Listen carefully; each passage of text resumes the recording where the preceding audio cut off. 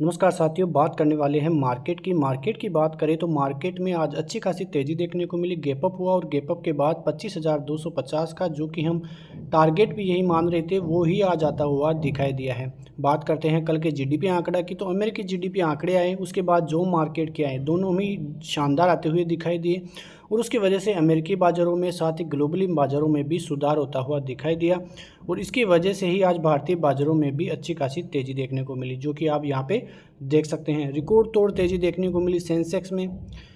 Nifty में भी ज़बरदस्त रिकॉर्ड आज बनता हुआ दिखाई दिया और 25,231 की क्लोजिंग निफ्टी की तरफ से यहाँ पे देखने को मिली। सुबह सुबह जिस प्रकार की न्यूज़ आती हुई दिखाई दी एचडीएफसी बैंक की तरफ से कि एमएससीआई एडजस्टमेंट में इन्फ्लो आने वाला है करीब $2 बिलियन का, उसके बाद एचडीएफसी बैंक में तेज़ी देखने को मिली और बैंक निफ्टी भी ज़बरदस्त तरीके से पुशअप करता हुआ दिखाई दिया। रिलायंस में गिरावट होती हुई दिखाई दी, इससे कुछ तालमेल बिठता हुआ निफ्टी में दिखाई नहीं दिया, लेकिन अब जो नज़र रहने वाली है वो नज़र रहने वाली है भारतीय क्वार्टर वन के जीडीपी आंकड़ों पर, क्योंकि सबसे ज़्यादा इम्पोर्टेंट रहेगा ये डाटा और आरबीआई गवर्नर की भी इसी पे नज़र है। जिस प्रकार से हमने कल आपको बताया था कि जो अमेरिकी बाज़ारों के जॉब मार्केट के और जीडीपी के आंकड़े आए थे उस पर जो नज़रें हैं वो जेरोम पोवेल बैठा कर रखे थे, क्योंकि उनको अनुमान है कि किस प्रकार से जो रेटें हैं सितंबर में कम करनी है 0.25 बीपीएस की दर से या 0.5 बीपीएस की दर से। तो इस प्रकार के डेटा का अनुसरण जो है आरबीआई गवर्नर करते हुए दिखाई देते हैं। निफ्टी में करीब 83 पॉइंट की तेज़ी देखने को मिली। बैंक निफ्टी अच्छा खासा आज चलता हुआ दिखाई दिया, लेकिन लास्ट तक कूल ऑफ भी होता हुआ दिखाई दिया। फिन सर्विसेज में ज़्यादा कुछ देखने को नहीं मिला, लेकिन लगातार निफ्टी आईटी फिर से कंसोलिडेट करता हुआ और तेज़ी दिखाता हुआ ही नज़र आ रहा है। मिड कैप में भी आज ज़्यादा कुछ होता हुआ दिखाई नहीं दे रहा है। आपको एडवांस डिक्लाइन रेशियो की बात करें तो 1125 शेयर अच्छे खासे एडवांसेज में थे, 719 शेयर आपको डिक्लाइन में नज़र आ रहे थे। लेकिन जो क्वार्टर वन का डाटा आज भारतीय बाज़ारों का लाइव आया है वो हम शाम वाली वीडियो में कवर करेंगे, क्योंकि शाम को 6 बजे बाद ही जीडीपी के आंकड़े आते हुए दिखाई देंगे और किस प्रकार से आंकड़े आते हुए दिखाई देंगे। कई जो अर्थशास्त्री हैं, कई फर्म्स हैं, उन्होंने भारतीय बाज़ारों के लिए अनुमान लगाया है, लेकिन आप यहाँ पे देखेंगे तो भारत के जो क्वार्टर वन के जीडीपी आंकड़े हैं उनमें नरमी आने के संकेत अभी मिलते हुए दिखाई दे रहे हैं। फिलहाल यहाँ पे देखें तो जो भारत के क्वार्टर वन के जीडीपी आंकड़े हैं 2024-25 की पहली तिमाही के लिए, तो वहाँ पे जो पिछली बार 7.8 का जो आंकड़ा आता हुआ दिखाई दिया था, तो इस बार 7 का आंकड़ा ही रहने की उम्मीदें अर्थशास्त्री जताते हुए नज़र आ रहे हैं। लोकसभा चुनाव के बाद जो सरकारी खर्चे हैं वहाँ पे जो मंदी की अर्थव्यवस्था है उसमें भी धीमी जो होगी, ऐसा आंकड़ा उन्होंने बताते हुए नज़र आ रहे हैं। यहाँ पे जो विशेषज्ञ हैं उनका क्या कहना है, यदि यहाँ पे देखें तो भारत दुनिया की सबसे तेज़ी से बढ़ती प्रमुख अर्थव्यवस्था होने का टेक अभी आगे भी ये बरकरार रहने वाला है। ठीक है, तो ये जो न्यूज़ है बहुत अच्छी न्यूज़ है, क्योंकि इस प्रकार के संकेत आना एफआईआईज़ को भी जो है अपनी ओर खींचता है। और आपने देखा होगा कि पिछले महीने के बाद से, यानी कि जो अगस्त है, तो अगस्त 20 के बाद से जिस प्रकार की तेज़ी जो है एफआईआईज़ के इन्वेस्टमेंट में हुई है, बहुत ज़बरदस्त इन्वेस्टमेंट में तेज़ी हुई है। यहाँ पे अप्रैल जून तिमाही की जीडीपी डेटा से पहले यहाँ पे मूडीज़ की बात करें तो मूडीज़ ने अपने जीडीपी विकास का जो अनुमान है वो उसका संशोधन किया है और मूडीज रेटिंग के अनुसार भारत की जो जीडीपी कैलेंडर है 2024 में 7.2 और 2025 में 6.6 की दर से बढ़ती हुई दिखाई देगी। तो वहाँ पे जो थोड़ा अनुमान है वो मूडीज़ कम करता हुआ दिखाई दिया है।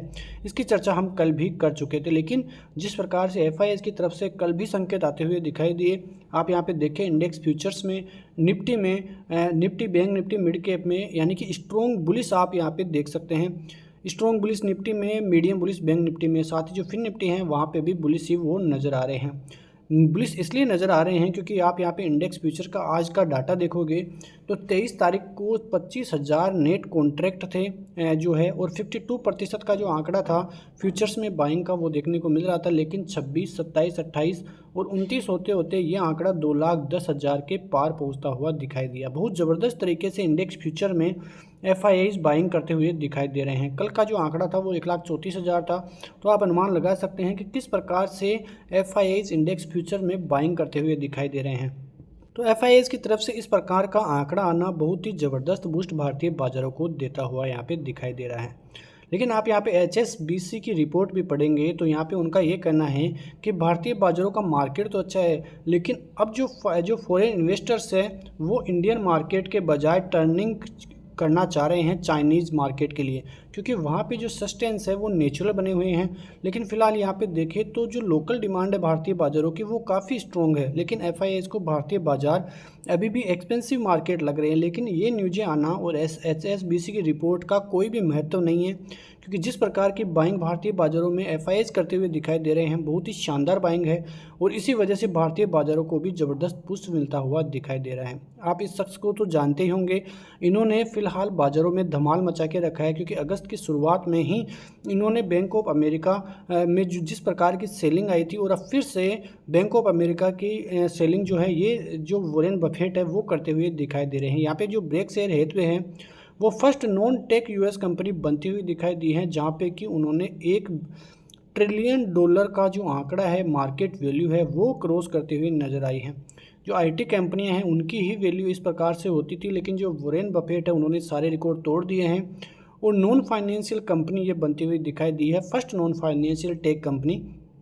तो इस प्रकार की जो खबरें हैं उनकी तरफ से थोड़ा नेगेटिव रुख जो है बाज़ारों के ऊपर है। उनका ये मानना है कि भारतीय बाज़ारों के अलावा जो ग्लोबल मार्केट है, तो ग्लोबल मार्केट उनको थोड़े हैवी वेट लगते हुए दिखाई दे रहे हैं। वो ये मान रहे हैं कि जब करेक्शन होगा तो फिर से बाइंग वो स्टार्ट करेंगे, तो उनके पास केस का आंकड़ा भी बहुत ज़बरदस्त होता हुआ दिखाई दे रहा है। तो इस प्रकार की न्यूज़ें थोड़ी बहुत डराती हुई सामने आती है, ठीक है। लेकिन फ़िलहाल देखिए भारतीय बाज़ारों को, तो जिस प्रकार से हम कल बात कर रहे थे कि जो 25,000 वाले कॉल राइटर्स है वो साफ होते हुए दिखाई दे रहे हैं, और पुट राइटर्स की बात करें तो 25,000 से शिफ्ट होकर 25,100 पर और 25,100 से शिफ्ट होकर 25,200 को अपनी गिरफ्त में वो लेते हुए दिखाई दे रहे हैं। आप ये आंकड़ा देख सकते हैं, करीब 63 लाख का जो पुट राइटर्स है वो अब 25,200 पे आके बैठ गए हैं, और ये आंकड़ा ऐड हुआ है करीब 41 लाख का। तो आज ज़बरदस्त तरीके से 25,200 के लेवलों पे पुट राइटिंग का काम हुआ है। वहीं जो 36 लाख कॉल राइटर्स है वो 25,200 पे अभी भी बने हुए हैं। लेकिन आप 25,000 का आंकड़ा भी देखोगे तो 25,000 पर करीब करीब 59 लाख पुट राइटिंग है और 17 लाख कॉल राइटिंग आपको देखने को मिल जाएगी। लेकिन आप रेजिस्टेंस की तरफ चले, आगे 25,300 की तरफ चले तो 25,300 का आंकड़ा भी आपको अच्छा खासा नज़र आएगा, क्योंकि यहाँ पे देखें तो आज करीब 18 लाख पुट राइटिंग यहाँ पे भी ऐड हुई है, लेकिन जो कॉल राइटिंग है वो 11 लाख ऐड हुई है। 30 लाख कॉल राइटर्स है और 22 लाख पुट राइटर्स है। तो ये आंकड़ा भी अब धीरे धीरे यहाँ पे पुट राइटर्स अपनी स्थिति बनाए रखे हैं और यहाँ पे एड ऑन अपनी पोजीशंस को करते हुए दिखाई दे रहे हैं। उसके बाद कॉल राइटर्स का सबसे बड़ा आंकड़ा आपको 25,000 के लेवलों पे मिलेगा, जहाँ पे करीब 37 लाख की कॉल राइटिंग आपको देखने को मिलेगी।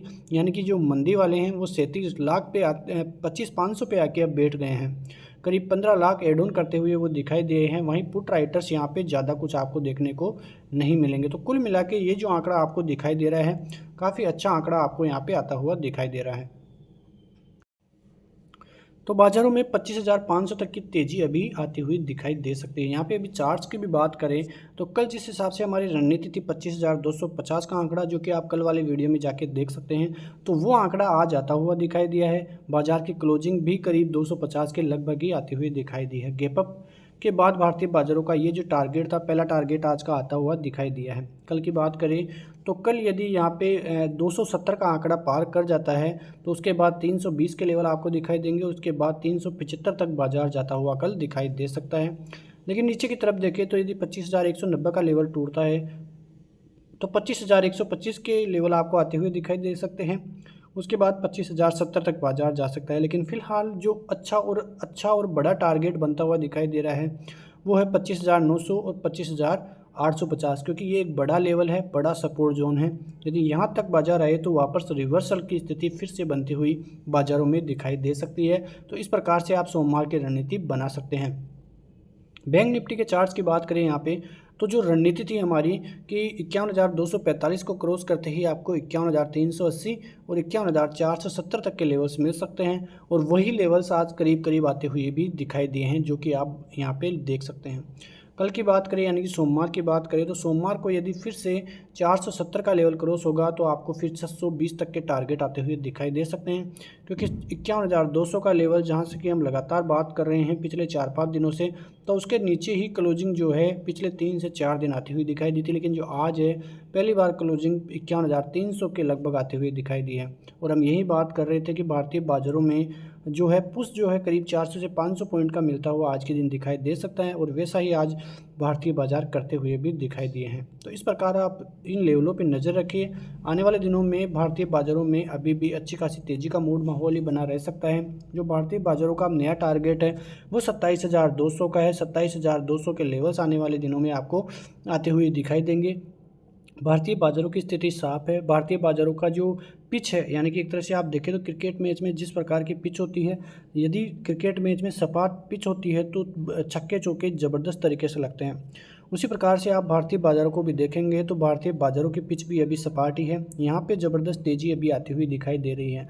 तो आपको कौन सी जगह पे मौका मिलता है उस जगह पे आप ख़रीदारी कर सकते हैं। आने वाले दिनों में आपको बहुत ज़बरदस्त गिरावट का मूड माहौल भी देखने को मिलेगा, लेकिन वो जो गिरावट होगी वो ज़बरदस्त बाइंग का जोन आपके लिए साबित होगा, क्योंकि ये किसी को पता नहीं है कि वो गिरावट कब होने वाली है, लेकिन ये गिरावट होगी क्योंकि बाज़ार सीधे नहीं जाते हैं, बीच बीच में करेक्शन देते हुए ऊपर की तरफ जाते हैं और वो करेक्शन आपके लिए बहुत बड़ा मौका होगा भारतीय बाज़ारों में ख़रीदारी करने का। लेकिन आप पिछले दिनों से देख रहे होंगे कि जिस प्रकार से भारतीय बाज़ारों की अर्थव्यवस्था बनी हुई है, काफ़ी ज़बरदस्त अर्थव्यवस्था है।